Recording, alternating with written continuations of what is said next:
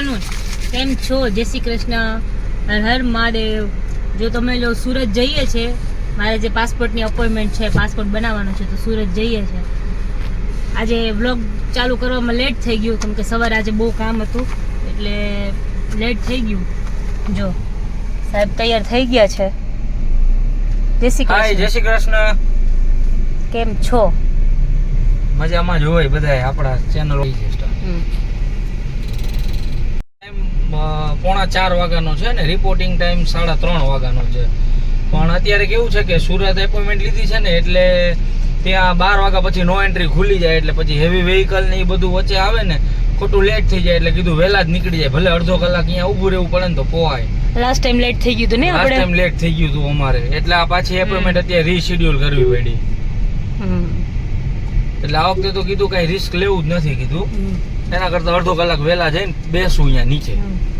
એક એમના જીગરી જાનને લેવા જવાના છે, લઈ આવીએ.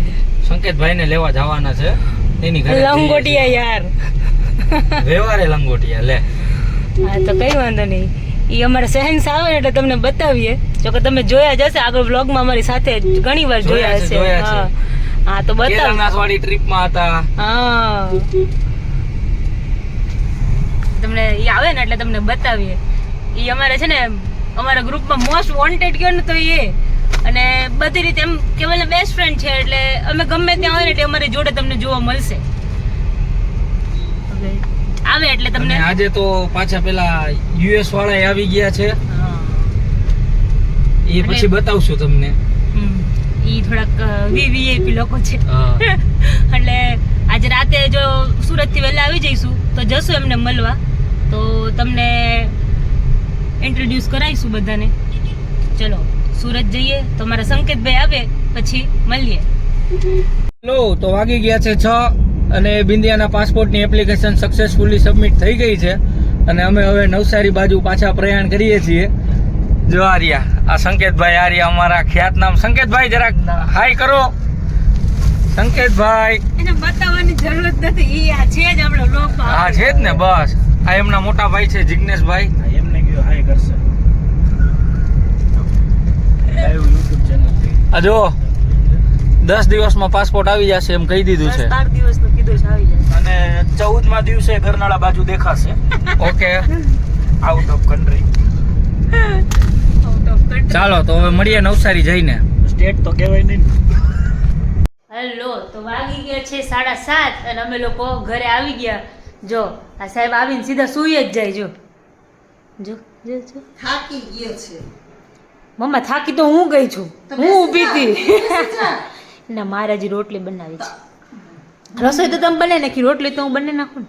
હું કરી નાખીશ, 4 રોટલી કરવી. હજી તો વાર, હજી પપ્પા આવ્યા નથી. પપ્પા આવશે ને ત્યારે બનાવી નાખશું. પપ્પાને જો લેટ થશે, 7:30 થયા અત્યારમાં તો હજી પપ્પા ન આવે. 9 વાગે પપ્પા 9 વાગે આવે. અમારું બની ગયું છે તો અમે જમી લઈશું. થોડી પેટમાં ભૂખ તો લાગી છે, જમી લઈએ. હા નાસ્તો. કેમ નાસ્તો બાબા? જમવું નથી હે ને? જો આ જો એના ભાઈ જેવો છે, જો ઉપર સ્વેટર પહેર્યું ને નીચે ચડ્ડો પહેરીને બેઠો છે. ઠંડી લાગે છે ને, પંખો ચાલુ છે. હા, ઉપર સ્વેટર પહેરે નીચે ચડ્ડા પહેરે. હા, નીચે ઠંડી ન લાગે, ઉપર ઠંડી લાગે. કેવલ તમારું શું કેવું છે સાહેબ? નીચે જ ઠંડી લાગે તે દિવસે મેં તમને પૂછ્યું તો અહીંયા તમે સરખો જવાબ નહોતો આપ્યો. એવું નથી, એમાં કેવું કે ઉપર અમને વધારે ઠંડી લાગે. એવું એટલે નીચે ચડો પહેરો ને તમને આમ હકડાઈને બેહવું હોય ને તો હેલું પડે. હકડાઈને બેહવું હોય તો હેલું પડે એમ. એટલે પેન્ટમાં તમે ન બેસી શકો એવી રીતે? ના, નો મજા આવે. એટલે પેન્ટમાં અત્યારે જ આપણે વાત કરતા હતા ગાડીમાં કે પેન્ટ પેલું ગરમ હોય ને નીચે ટ્રેક પેન્ટ તો ઠંડી ન લાગે. તો ભલે ને, એમને તો પછી ચડ્ડો પહેરવાનો શું મતલબ એમ? એ અમારા બોયઝ લોકોનું એક લોજિક જ છે, એ તમને ન ખબર પડે. હાલો લોજિક વગરની વાતો બધી કે નીચે ચડ્ડો પહેરે તો એમ કે ઉપર ઠંડી લાગે ને નીચે ઠંડી ન લાગે. અમને ગર્લ્સ લોકોને પૂછો ખબર પડે હે? અમને તો બધે ઠંડી લાગે હરખી. હું કેવું બરાબર ને? ઉપર ઠંડી લાગતી તો નીચે ઠંડી લાગતી છે ને. ઈ તો પછી સારું, ચાલો હવે ભૂખ લાગી છે, જમી લઈએ પછી પપ્પા આવે એટલે મળીએ. પપ્પાની રોટલી તો જમીન પછી કરી નાખીએ. ચલો થઈ ગઈ છે જમવાની તૈયારી. જો રોટલા, ખીચડી, શાક, દૂધ, મસ્ત મસ્ત. ચોરી બટેકાનું શાક છે, ચોરી બટેકાનું. ચલો જમવા. કેવું? ચલો ચલો બેસી જાઓ. ચલો જમી લઈએ પછી મળીએ. જો ગાઈસ તમે છે ને જમીન નવરા થઈને બધા બેસી ગયા છે. 9:30 થઈ ગયા છે તો બધે પોતપોતાનું કામ કરતા હતા. પછી છેલ્લે હવે બધે ભેગા થયા. પપ્પા ટીવી જોવે છે અને કેવલ વોલીબોલ રમવા ગયા છે. અને આ જો આ ભાઈ જો હોમવર્ક લેસન થઈ ગયું છે બોલતી નહીં. બોલતી ને હું કહું નહીં પહેલા ચડે કહી દીધું કે થઈ ગયું છે હોમવર્ક. આ મમ્માને એક્સરસાઇઝ કરવાનો ટાઈમ થયો છે. મેં એક્સરસાઇઝ કરી લઈએ પછી આપણે પપ્પા જોડે થોડીક વાર બેસીને ચર્ચા કરીએ. સવારના આજ તો પપ્પા મહિલા નથી. પગ દુખે ને એટલે એક્સરસાઇઝ કરવાનું કીધું છે ડોક્ટર. હા અમે આજે સવારે અમે લોકો ઉઠ્યા ને એ પહેલાં જ પપ્પા જતા રહ્યા હતા કેન્ટીન પર. એટલે પપ્પા મહિલા નહોતા. પછી અમે સુરત જતા રહ્યા હતા. આવ્યા લેટ. પછી આવીને જમવા બેઠા ત્યાં પપ્પા આવ્યા. પપ્પા કે સવારના મહિલા નહોતા કે આજે મારે અપોઇન્ટમેન્ટ હતી પાસપોર્ટની. તો પપ્પા જોડે કંઈ વાત થઈ નહોતી એટલે હવે બધા બેસશું, વાતો કરશી, ગપ્પા લગાવશું. કેવલ તો લેટ આવશે ત્યાં સુધી પપ્પા આ લોકો સૂઈ જાય. પણ આજે કહીશું કે બેસશે. કેટલા દિવસ બધે જોડે બેઠા નથી પણ આજે વાત કરશું. કેટલા એક અમે લોકો છે ને હું કેવલ પપ્પા ને મમ્મા અમે 4 જણા બેઠા હોય ને તો અમારે 2-3 વાગી જાય. ખબર જ ના પડે ક્યાંથી કઈ વાત નીકળે ને. 2-3 વેકેશનમાં અમે લોકો એ જ કર્યું છે. અમે 4 જ જણ હોય આખી રાત. હા કેવી રીતે 2-2:30-3 વાગી જાય ખબર જ ન બધે પડે. રૂમમાં બેઠા હોય ને હા કા 3 પત્તી રમતા હોય ને કા પછી રેમી રમતા હોય પછી વાતો કરીએ એટલે પછી બધું મૂકી દઈએ.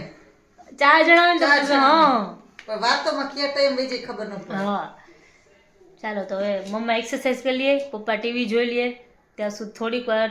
અને હું મારું કામ કરી લઉં. બહાર ગયા હોય ને દરવાજો ખોલવા આવું સુઈ ગઈ હોય દરવાજો ખોલવા આવું તોય તોય પાછા બેસી બેસી જાય. તોય નીંદરમાંથી બેસી. ઉઠી હોય તોય હા તોય પાછા કે 2 વાગી જાય. તોય 2 વાગી જાય. વાંધો એક નહીં. નીંદર થઈ ગઈ હોય. હવે એ લોકો કામ કરી લઈએ પછી આપણે પાછા પપ્પા જોડે મળીએ. પપ્પાને ઠંડી લાગી ગઈ. જો બધે બ્લેન્કેટ લઈને આવવા માંડ્યા. હવે ઠંડી વધારે લાગે છે થોડીક. બહાર નીકળીએ ને એટલે જો કે ઘરમાં લાગે જ છે. પપ્પા જમીને તરત ટીવી જોવા બેઠા છે એટલે ઠંડી વધારે લાગે. દરવાજા બારીને બારણાનું બધું જ બંધ કરી દઈએ તો એટલી ઠંડી લાગે છે. પંખો ફૂલ જોઈએ. હા પંખો ચાલુ જોઈ બધાને અને બ્લેન્કેટ ઓઢીને બેસે બધે. એવું થાય કોઈ વાર.